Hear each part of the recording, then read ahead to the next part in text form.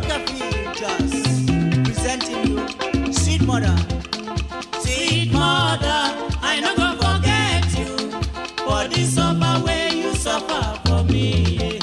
Sweet mother, I no go forget you for the suffer where you suffer for me.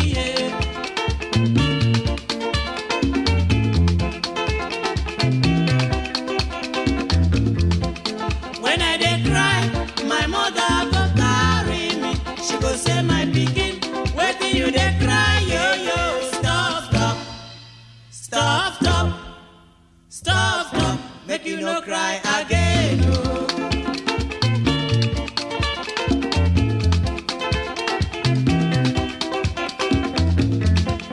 When I wan sleep, my mother go bed me. She go lie me well well for bed, oh. She cover me cloth, say make you sleep, sleep, sleep, my pikin, oh.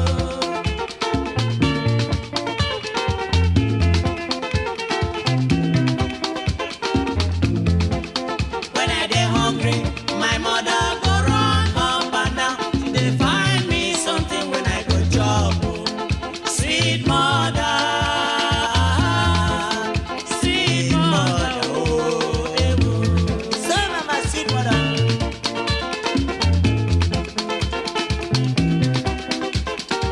When I dey sick, my mother go cry, cry, cry. She go say instead when I go die, make she die.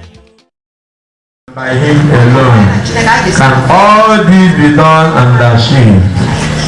Glory be to the name of the Lord, for he is God and God forever.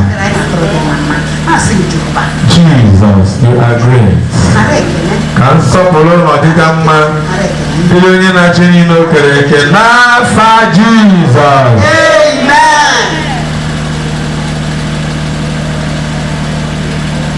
Aka m metụrụ ọnụ uwe ya ọ dịworo m mma. Okwukwe nkwere na Jizọs ọ dịworo m mma. Aka m metụrụ ọnụ uwe ya ọ dịworo ya omeworo m mma. Okwukwe nkwere omeworo m mma. Ameworo m mma. Aka m metụrụ ọnụ uwe ya onye nwe m omeworo m mma. Okwukwe nkwere na Jizọs ọ dịworo m mma. Ebere anyị bụ n'afa Jizọs. Onye nwe anyị anyị were ọbara Jizọs gbara usoro ekpere anyị niile. Ụwa sị na ije ozi akwamozu ụlọ nwaanyị bụ Ruth. Onye nwe anyị ọ gaghị eweta iti aka n'obi ọzọ, kama amara gị ga-ekpuchi ihe niile a gaji ime n'ime ya n'afa Jizọs. Mmụọ nsọ gị ga-anọ na nkuku anọ nke obodo a, to guide and to direct, to keep and to prepare. N'afa Jizọs. Mmadụ ọbụla n'ozi e nyere ya ka o jee ka ọ na-ejere Kraịst, ka ike dị ka a ghara inwe nkoropụ obi. Onye nwe anyị, ọ bụ nke nzọpụta anyị ka dịgidesịrị anyị aka ike. Anyị agaghị atụfu ya ma ọlị n'afa Jizọs. Anyị asị ka ị bụrụ onye a na-eto na-aja mma na-agbụle gị elu maka na-egbu Chineke. Mgbe ije ozi nke agụmozu a ga-abịa na njedebe, nchịkọta ọnụ anyị ga-abụ n'idiri obi anyị na mma n'afa Jizọs Kraịst bụ onye nwe anyị. Haleluya. Nwaradana dịka ị na-ekere ntị ọkwa ndị a. Nke mbụ bụ na akwamozu enwere ebe a echi, ọ prelude ka anyị nọ ugbu a. Ọ prelude ka anyị nọ ugbu a. So anyị were na-arịọ gị ka ị mara na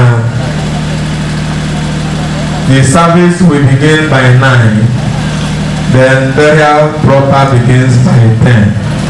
So biko ka ịgba mbọ fụ na isonyere. Akwụkwọ anyị ji wee fee nru ugbu a, akwụkwọ anyị ji fee nru ugbu a, ịtọ nọ somewhere amongst us. Ị na-anya n'akụkụ gị, ọ bụrụ na ọ nọdebere gị, egwe na nna agwa ya ilegharị anya n'akụkụ ebe ị nọ akwụkwọ a iji iwu abụ onwe nke nọdebere gị ịtọ n'ime ha nọ amongst us si ya na mụ na-akpọ ya ka ọ bịa na mụ na ya wee na they are 6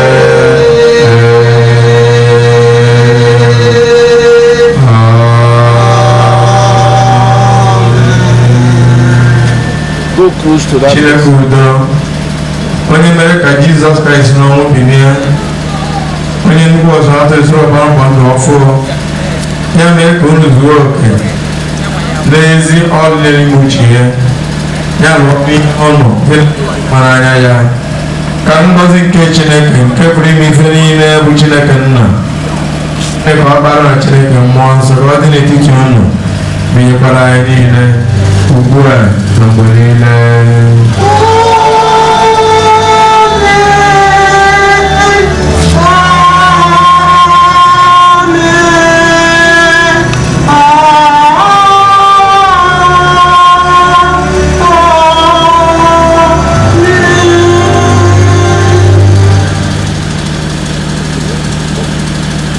Okay.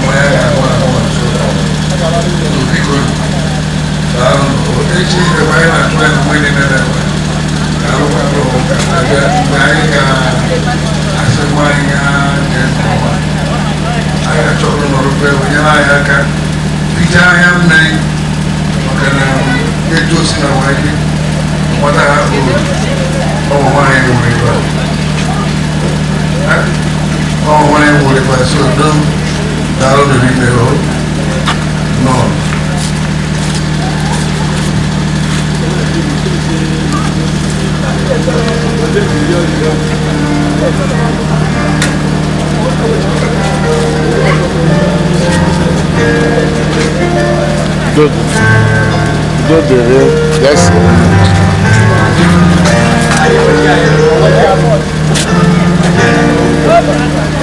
Biko anyị nwere ọjị n'ebe a dịka pharmacist si kwu na-ewedere anyị ọjị ka anyị kpee ekpere wee gọzie ha. Chineke nna anyị biko doo ọjị ndị a nsọ ikedoka ya na ha bụrụ iketokara mara gị na-adịghị enwe njedebe site na Jizọs Kraịst bụ onye nwe anyị.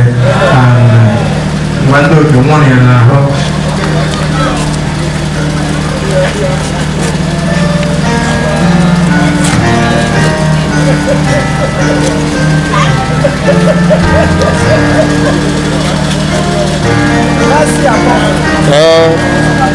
Dog.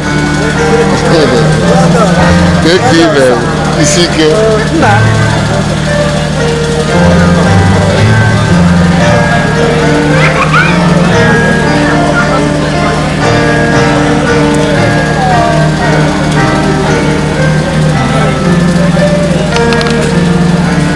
Poxa, é outra piscina, por isso,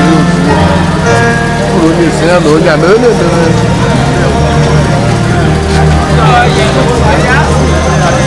Gravando. C'est bon, c'est colonié. Não é que não é de ordem. Isso é halal.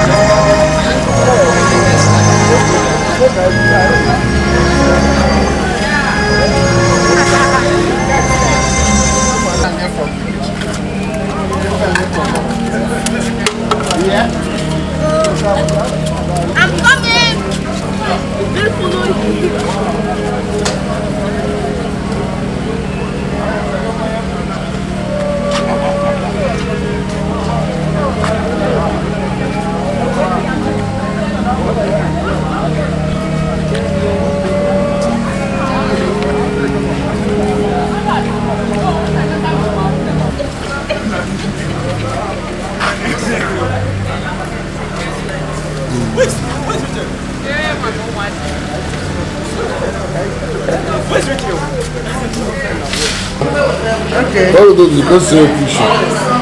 Hey, packet kilo. I joke about Japan Naga. Hunter wait Kano. Kaimala Fagi. So Chigbo Hotel. Okay. Kado Kagine Zuna Suere Nwe Njiko. Oh, don't mind it.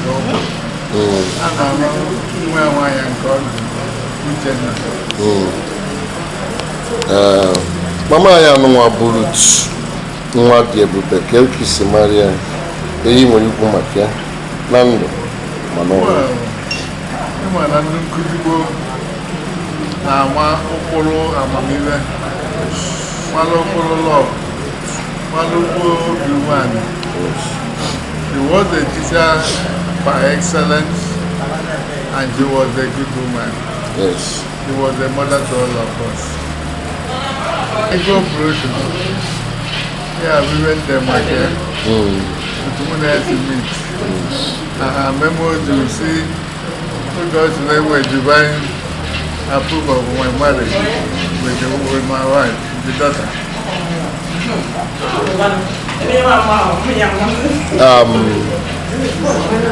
I na-asị gị nọ na ezinụlọ ndị ọgọ gị dịka anyị si wee fụ gị na ezinụlọ na-adị na mma ọ bụrụ sọ gị na ha na-aga ọgọ mana gị na-adị na mma ị na-anabata ha na-anabata gị and nwaanyị ha kwenye gị na-emete gị mma ndị ọla emetekwu ya ọ bụrụ ndị ọrụ ugwu asị na otu ọnwa na-abụ kụtụkọ nye nwere nke mere ibie anyị na-asị gị nnọọ kiri ihe na-agwazizi ụmụ mama anyị ma na onye ọbụla na-ebe akwa They have to continue living in love. That is the only binding force. Because that is the end. Three things are bind. Love, faith, and hope. The greatest of them all is love. That's good. Anyị chiri ile ka ozi akwamozu nwanne chiri ka ndị ọgọ dịka isi akwadoro What is the exam? What is the exam? I'm very nwanne eji afụkwa ya bụ thank you so much, sir. God bless you. What's your name? This is a belly. After them, Dr. Emmanuel went to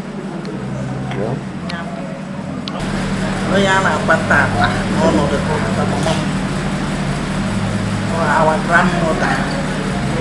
Again, me and Nwadiebube, Uche Chigbo, Yana Diego, Surveyor, Chigbo, no more than how I'm. So I get this family. Lucia, my group, Magana, as one Madina, or Hamaka for the day, so no young tata, one of my home one. Maka nyeri na na-emeba fact ndị mmadụ amụrụ ma abụrụ ọ bụrụ ha mụrụ mana ha na-eche na part of this family so na ọnwụ mama dịrị anyị ncha mana ọ time mana anyị na-ekele Chineke na ọ nwụrụ a glorious death ọ nwụrụ ọnwụ nke ndị ka ọ maara Chukwu ọ bụkwa ezigbo mmadụ ọ na-anabata mmadụ fact birthday ya a ga-abịa nsọ ka kpọrọ ụmụ ka nọ n'ebe a na-eme ihe niile ọ bụ onye aṅụrị nke kacha ketebara ọ na-ekwe ukwe ife dị egwu so na ihe megoro nke this evening ukwe a niile na ọnọdụ ukwe ya nwa na-ekwe so ana m ekele Chineke n'ọnwụ ya maka na anyị nọ n'ụka ya nwa nọrọ she's like a sister to me maka na ọ na-eche ebe anyị ọ bụ ọrụ ka nwa oge m bịachara ọrụ ọbụla di ya na-anụ kwuru n'aka adịghị ka ya yibere mefe ọ bụrụ obere ife onye na di ya amara m ka esi ebe ma na akpọta mechaa oru taịm anyị bidoro ọka abịa mbụta mbụ so ibu n'anyị fụ na ọka nne m ka ọ bụzi okay anyị aghọta gị anyị na-asị gị nnọọ na be gị ihe niile itinye n'ebe mmadụ Chineke emekwa ka ụmụ gị mekwara gị ya n'aha Jizọs. My name is Dr. Uche Chigbo.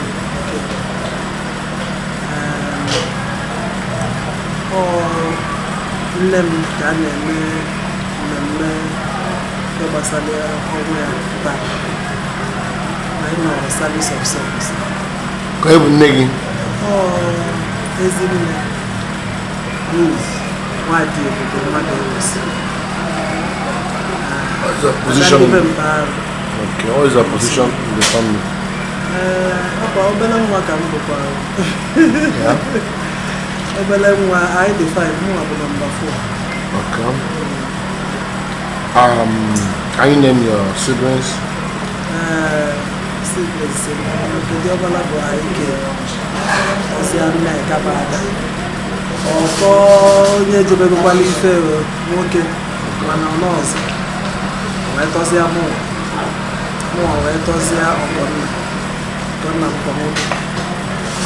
Okay, we cannot talk about Ruth, Nwadiebube, without talking about her husband, because two of them make up the family. Yes. Can we know your father? Yes, my father is Mr. Emmanuel Chigbo, Maduewosi. Or Oraukwu, or principal, retired. And necessarily when born at 20 time. At what age? Not the 86 years. How do you know your father? Father is a Chigbo. Onye nkuzi ka ọ bụ nnukwu onye nkuzi kụziri nkuzi ọfụma lụọ ọrụ oyibo ọfụma kwụba aka ya ọtọ onye ọbụla nwanne ya ọ na-ejetakwa ụka maka papa ya bụkwa katikist ọkwa ike n'ụlọ ụka so ezigbo mmadụ ejebego n'ife na 2010. Okay. His union with Ezinne, all we have to say about it. We celebrate the 50th wedding anniversary. Ghana holding Chigbo. Family lawyer for 53 years for anniversary. So family and my papa and my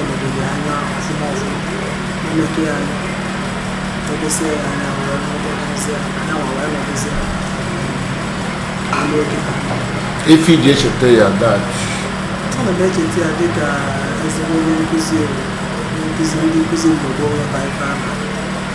Only cuisine and all going up back in when I cuisine line in Asia for cake.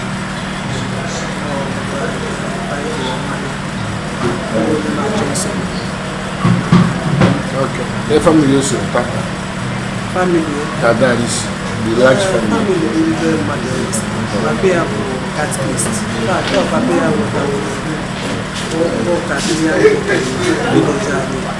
the first catechist in St. Christopher's Anglican Church. How from there? Nande How from there? Papa Papa Joseph. Joseph Maduewosi. Also, that come to Ụmụ ya rikwa n'ime ụmụ ya ruru nke bụ ụmụ nwaanyị ụmụtara ụmụ ọfụma ụmụtara nwoke mụta ma nwaanyị n'ime ndị dị nkịta prọfesọ JLC Maduewosi nwoke nke nọzi ọdụ ka ada Mrs. Jane Obi yanwa bụ mama Bishop Anglican Bishop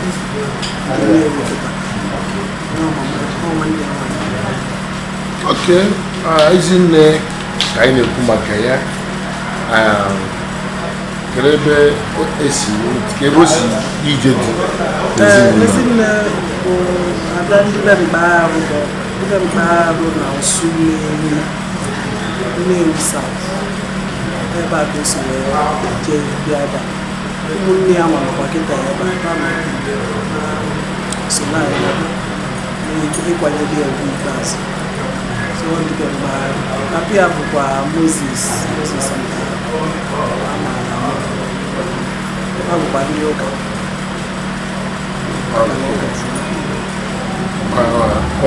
ụmụnne ndị ka dị ndụ direct siblings ụmụnne ya nwụsịrịkwa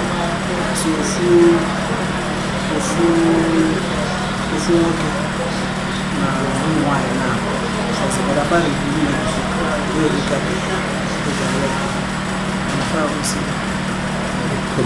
mmadụ ịtọ dịzi ndụ and ha na ebe a kịta ụmụ nwaanyị na ebe ahụ ụmụ ọkụ ndị ha na-eche nwanne ya nwaanyị ka ndị mmụọ ghara ibiri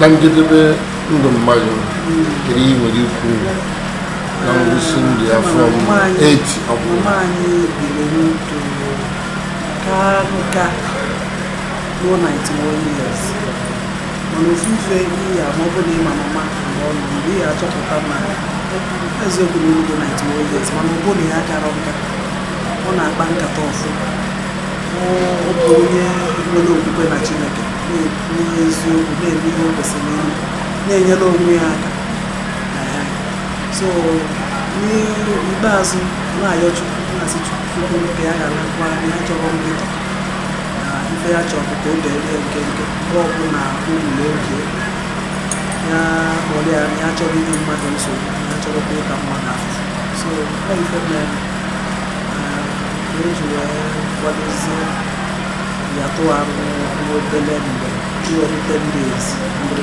ọ nọ na di ya just obele ahụ si ebe ọ na-echi anya n'ụlọ onwe so anyị onye na-enye Chukwu ekele ọsọ ụtara afụfụ ụtarọkwu anyị nwa afụfụ anyị ebugara ya from one hospital to the other and all the time ọ nọ ndụ anyị na-asị na ụlọ ga-asị batabata na-arụ adịrị ọ gaghị arụ ọ jọs ịbịaba efe ọnọdụ na-ekwula onwe ekwula ekwela onwe ekwe na-ekwu okwu Chukwu ife niile ndị ọ masịrị n'ọkwa onye nkụzi ka ọ bụkwa akụzikwala nkụzi ọ na-ekele nkụzi ọ na-akụzikwala both formally and informally na-akụzi ndị nkụzi ka ndị ọ like ka nkụzi kụzigide wee ruo at 91 na ọ ga na-akụzi ife na-akụziri anyị adịchi n'Igbo ịma na mgbe gboo ndị ife ha ji wee mụta bụ n'Igbo na-ede adị ede Peter na-edezi arụ iji ya na alphabetical order nke ndị ọcha ọmụta ya na-akụzikwala ya mgbe What is your relationship, your mother's relationship with your children? Did they know her, your children? My own children. Yes, Papa. One idea with them. I know. Every year, Mama, I know was a birthday. Birthday of August 29.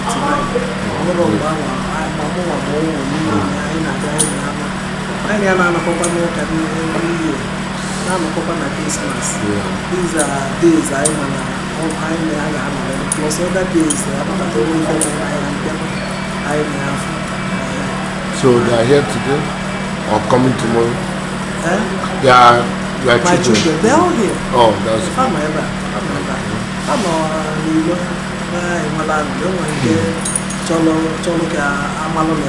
yeah. Yes. Ukotasi ya ifesi gana. Kuma na ndi newu, kadi newu mana. Anda mo gani. Sika habia. Maka malo ni habia. Awulo bani. Kana mama mama ile lebete ona kata ona boy. Ba bia for you to increase the denomination. Na from the 90th birthday up there now up to 200. We were 91st birthday that there 500. Where's Mara? We want 1,000. Yeah, man, where's the opportunity? Where's the opportunity? So only the Rando. Only the Rando. Only the Rando. But I'm not yet in the way I jump on the school. So, I'm happy. Were you there when she passed on, or how did you get the shock? I was not there. Mama, on Wednesday, I'll be fair about Saturday. Now, I don't Papa, Sabbath was deep sleep. Then the Monday, the boy had a friend, Sabbath. When it was here Tuesday, I said, now, I don't listen to you from Wednesday. And then Wednesday, just to now, phone how did you absorb the shock? It was very painful because I wasn't expecting that. Mama in the 91 years. So, as you could look, I say, now when I think I want more close to her, knowing how strong or knowing how articulate or knowing that my brain and I know we were not expecting all of it. So when she passed on, but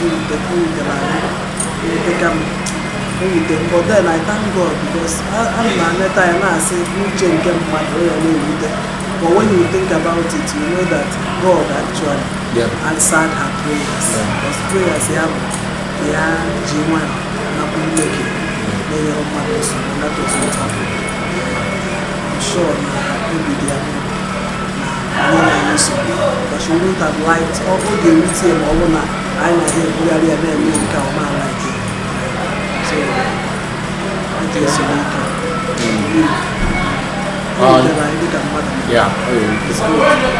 So how are you preparing to give Mama a befitting burial? I'm not going to go to see you.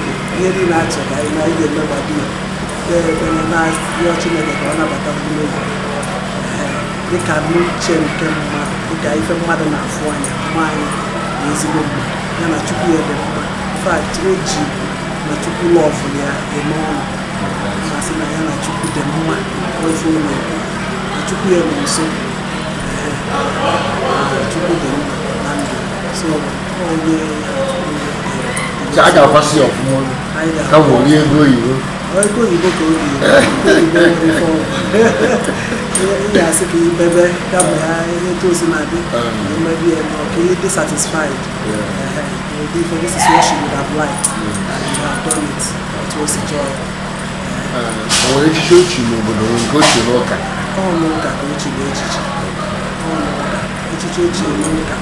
Where all of the Magarabo, the last place all the morning, where Noka, last place all the morning. So in the chapel, only another church of the Holy Spirit, patching the name. Then all people only see as a piece of us Anglican church and down, but even for those meeting, only can you offer more. So Hachikwaya, the first day she had a daughter in the Lord's vineyard.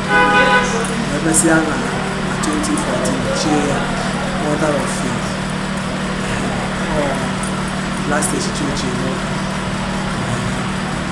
that was in 2014. So we go to the teaching moka. Children. Where did the Kefan up there? We found that to Mom Maduewosi Oyiridiya. We found it to Mom Oyiridiya. Mana, why now? No, if you know one now, that one cannot like inclusive effect. Oh, the book of wine or cannot be when you can probably go on a like if there was only Hannah, I like inclusive. So, we do come, my wine about say our chill. Okay. Okay, say a chikwata. So, I'm the video for my mother. I'm going to make a rich like a the buy the level with your buying a go, Japado be fedina. Macana, you're going to make it down, very so you can never lie. I can never support. Everybody, my friends, my well wishers, from my Jimaka, make a decision. But you want to interview from my mind, you are mother by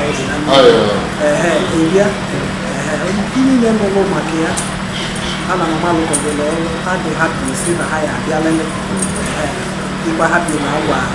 So I'd make a million. To be a young line like I promise my cow off from my itchy. Now one day I check off.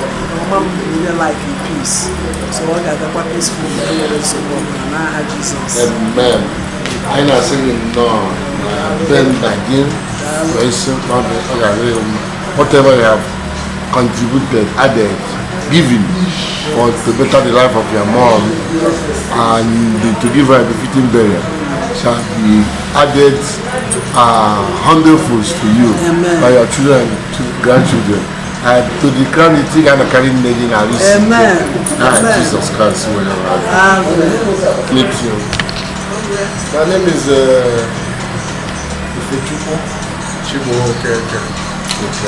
This here is my mom. Your mom? Yeah. You're taller than your mom. Why not now? One person can learn everybody. I'm going to serve my one name. I go. This is my mom. Okay. I'm her second child, the second son actually. Your second son, second child. Yeah, I'm a surveyor. Okay. My profession. Okay. Yeah. Not surveyor, but Not surveyor. Oh, that's good. Yeah. Okay. So, you know, you couldn't name. Yeah, so. Do you know your grandma, Ezinne Ruth? I don't understand the question. Do I know? Maria. How far do you know her? As I should know my grandmother. Some people don't know. Mark here good. That's why I should know my grandmother. Go back. Yeah, go back. Go back to work. Okay. I'm with you. Okay. So, what do you know about her? How do you know her?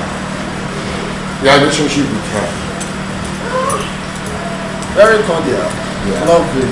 Yes. You know? No dull moments. She inspired us. Her life, you know. Every time we come around, it was fun. Every time we come around to see her, it was fun for us. It was actually a good, like she lived a good life. So every time we were around her, we just had massive fun, you know, as it should be when you come to your parents' house or your grandmom's house or all those kind of things. It was always fun around her. So we had real fun. Okay, so. Okay. Yeah. What attributes does Mama possess that make you to distinct her from other women?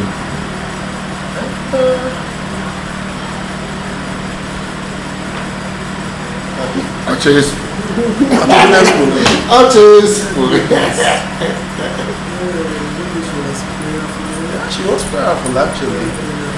Very, very. She had love. Had enough love to share around. She was homely. You know? Virtuous woman. You know? No, general is good mother. General merchandise is good mother. So, okay. Can you remember the first gift Mama gave to you as a child? I don't remember what I did yesterday. You're talking about Mama now. So everything about Mama should come to your head. Oh, Jesus. But regardless, there's this, him.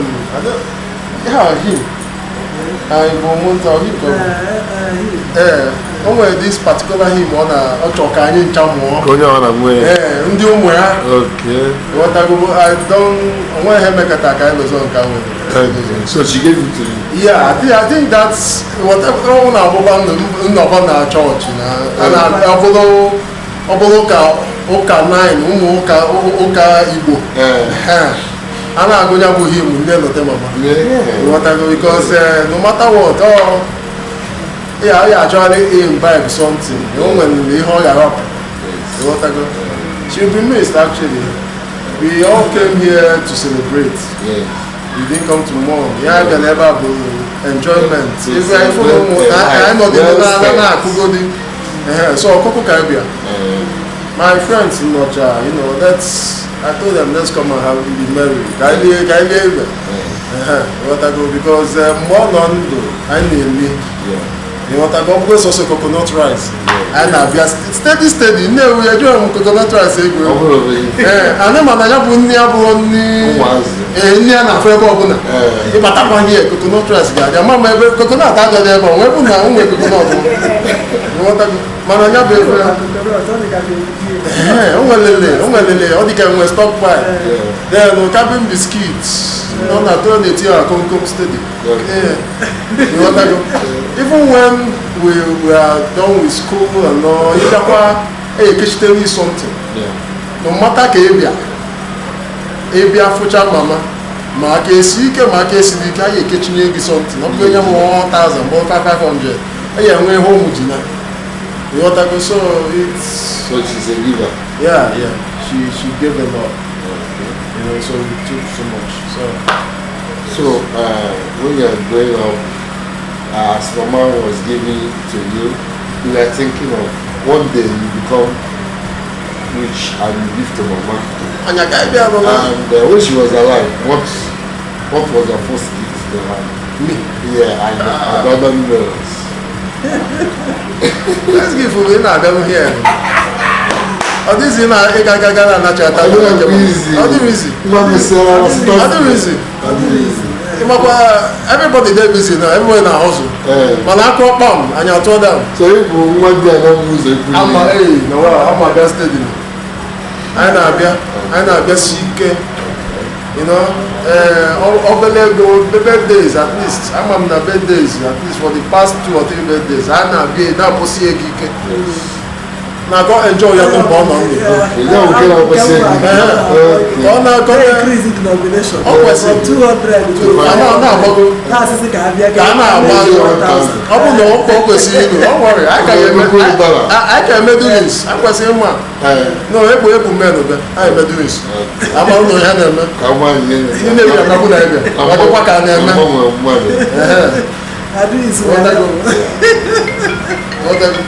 so, what's your appreciation to your mother and your parents? Appreciation for taking care of Mama. Yeah, your parents took care of Mama. Appreciate them. They didn't take care of her. Is it not their job? No, it's not. It's not my dad. Can you optional? I'm also one cause one. I'm from one. I'm also one for my. I'm not the. That's my appreciate it. I'm also one for my. I say yes. Okay, sir. So open as well go from so when you appreciation, my mother did the most she could. She was all loving, caring for Mama. Okay, birthdays, celebrations, you know, and then so thank you for always making us. What do you see? In my paper, I told them.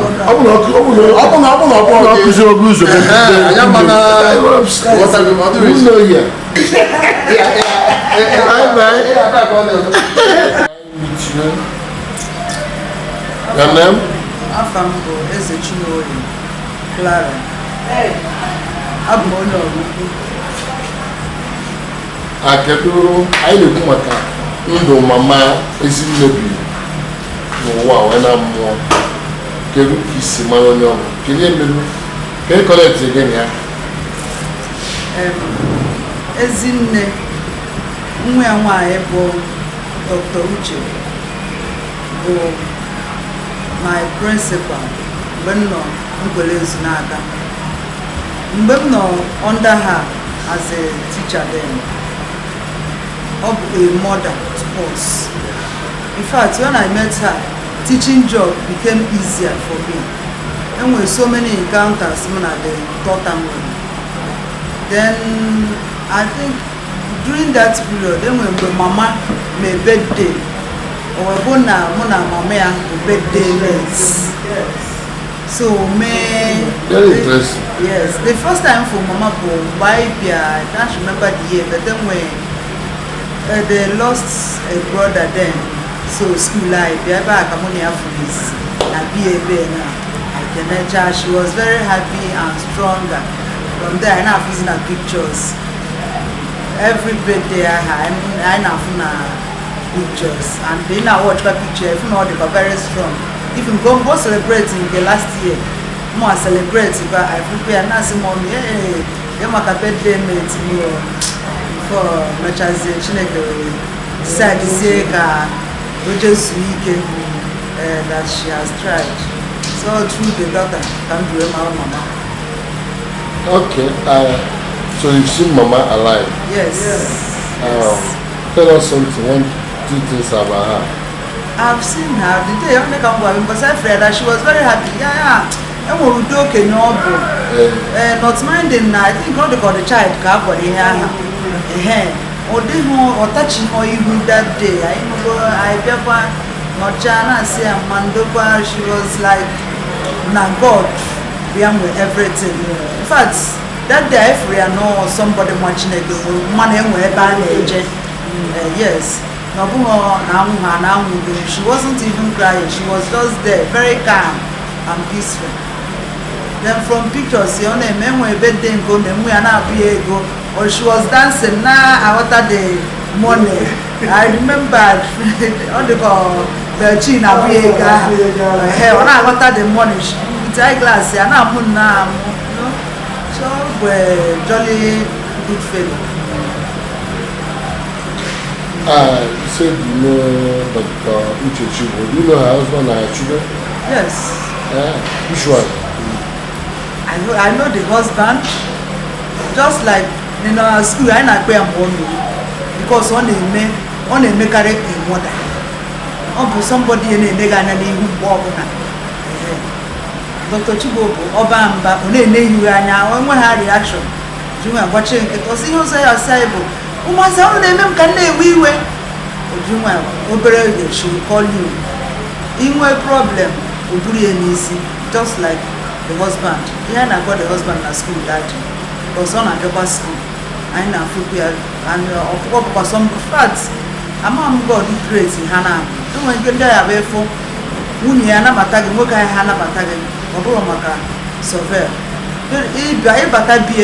He will go and look for things. They must think about all the call something, pets that in us behind the Nabie, Donature. He will give you everything. He will give you everything. Mommy will give you the two will the same. Then we are very lovely children. Don't nothing can look at another Zimbabwe or so you might have a task you are not. Manankoopere, oh my God. Apaka, the last child, Virgin.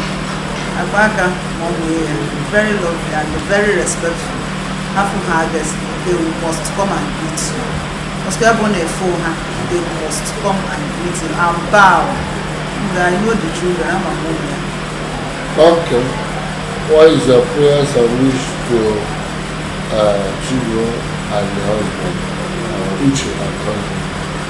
My prayers are it has to be the mother because no mother not the aka where somebody may give.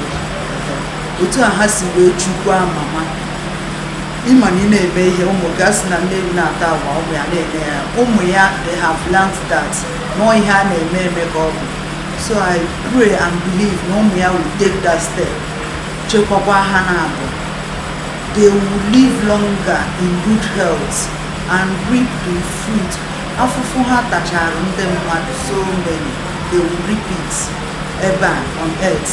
Then after life, they will still enjoy it because they have good parents, have a good family, a very good family. Okay. So you are alive here to celebrate? Yes. Life. With who and who? My husband is here, even my first son is here. Wow, your husband is here. Wow, beautiful. And your first son? Yes. Full home, man. Full home, my family, they are here. Wow. Even my children don't know now. They are still come to Apanapo, say her. As mommy came but say her name, Jane and Bemori, because Hamia, and my Comatiana Bem 247. Yes. Even when I opened school, I told them, no, mommy, I am a woman and then why? Because tomorrow you will not see me in school. And me to help out. So, mommy. Yes. Mama here, you can't mark up even other principals, they make mistakes. Why not now school or do to one? But no one is not a see who to me, they can mommy say here. So, when your mama mommy. I come to happy and just not my face. Yes. Do you think with what he has put on in her service as a teacher and retired as a principal that so we can pick her up as yes, so we've been praying, Commissioner for Education? Yes, we've been praying. You will see teachers tomorrow. they will confirm the same thing. We've been praying. Kafani. Neka. Neka. Maduewosi. Okay. What is your connection to Ezinne Ruth? Oh, Mama. Okay. Mama and Chigbo. And Chigbo. Wow. I'm going to look at that. Oraukwu. Hey, I'm very fair. Oraukwu. Good. So, you're married? Yes. To who? Where? Chigbo onye okpuru mmiri. Apia bụ Uche. So, it was only a by marriage. By marriage. You know, women of their dual citizenship. Absolutely. Yeah. Okay. They tried to stop it. There is some how will I put it, bill to stop, to close one citizenship on women. There is a debate in law. Yeah. How would that work? They said once you are married, you take one and lose one. So but the bill didn't work, didn't succeed. They have to drain your blood. Yeah, because why it didn't succeed is that, or if unfortunately you are divorced, if somebody is married and divorced, so she will hang in the middle now. Exactly. She will have anywhere to go. And there's always that clause. Yeah. At the end of every traditional marriage, where they tell you, Nee Mkparu, they wish you well, they say all this, they bless you. Yeah. But they will put that because Makadama. Adamama over. Makadama over. Yeah, more from London, Chagando. Get on around and run. You know. Okay. You're welcome. Thank you. Is your discipline? Thank you. What is your discipline? I am a teacher by profession. Teacher. I am a science teacher. Where do you teach? I teach biology and chemistry. Actually, I'm retired at this time. I'm retired, yeah. You're already retired. I used to teach in high school. Oh, okay. I used to be a high school science teacher. That's good. Yeah, I did that for many years. For many good years. Okay. You're talking about Mama. Ezinne. You know her very well. What can you tell us about her? Anything? Long story, short story, whatever. Look at the camera. She was a disciplinarian. She believed so much in discipline. Very loving. Wow. And very forgiving. I wish I could be as forgiving as my mom. It's something that I really, really admire about her, is that she knows how to let things go. You know, when you upset her, she will express, she'll tell you everything. She'll be angry with you and tell you what you have done, and she will not repent. However, she will get over it quickly. She'll get over it quickly and she will forgive you. I really, really admire that man, because I'm not that way. You will be. I am not that way. You will be. Yeah. Okay. How was life growing up as a girl child with your parents and your siblings? Like I said, my mom was a disciplinarian. We did not play with our house chores.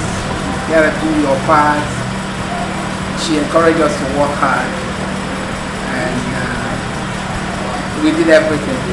We cooked, we cleaned, we did farming. My mother grew things. We sewed our clothes. We did knitting. We did things, everything. And my mom was a very busy person. She believed in hard work. She believed in making use of every opportunity. So she has always been there for you. Say that again. She has always been there for you people.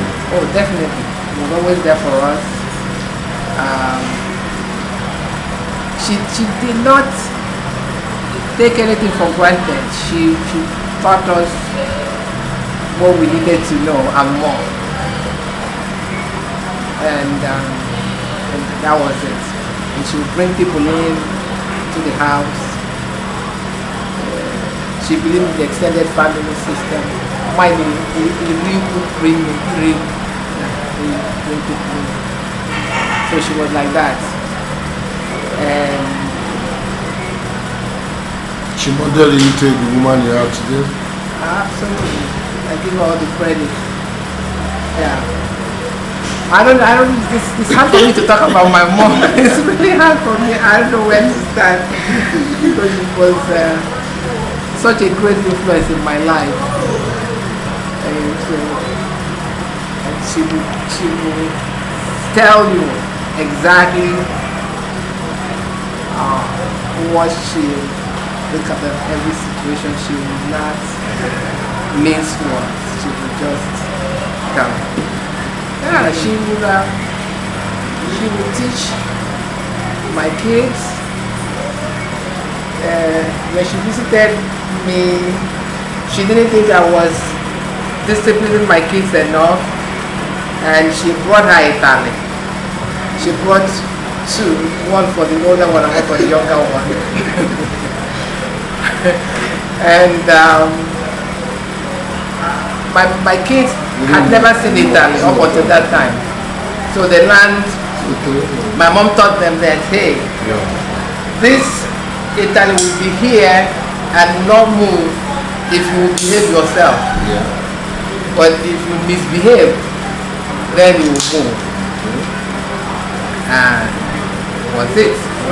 Pick up your toys, clean the house, do everything, and follow the rules. And it was great. My mom was a disciplinarian. She believed in discipline. She will fight with you.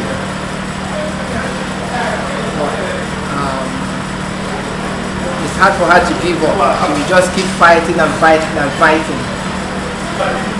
And keep pushing and pushing and pushing.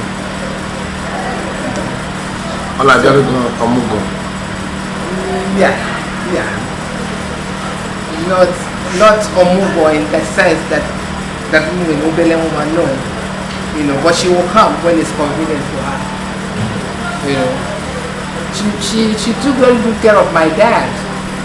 My dad was very dependent on her, and so my mom was the kind of woman that would just take off because she will make sure it was okay with my dad and make sure everything was in order, and she wouldn't stay very long in her house because she took care of my husband. She was very faithful to my father. My father was kind of laid back. He was laid back. My mother took care of him very well, particularly when he became sick. The last 5 years of my father's life, he developed dementia, and one time he fell from his bed. And my mother, who used to have a very active life, just stopped doing any other thing. Just start home with my dad. I really admire that. For 5 years, my mother didn't have a life just to take care of her husband. And she was there when he took his last breath, and she recorded it in her book.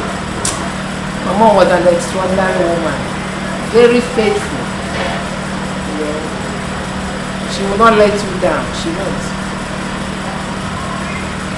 When you think that everything is lost, you come up with something. When you think that no more food in the house, you open one place and you see yams and beans and everything coming out. You think there's no money anywhere. It's okay. And next you see she bring her back and bring something back. So, very, very hard working.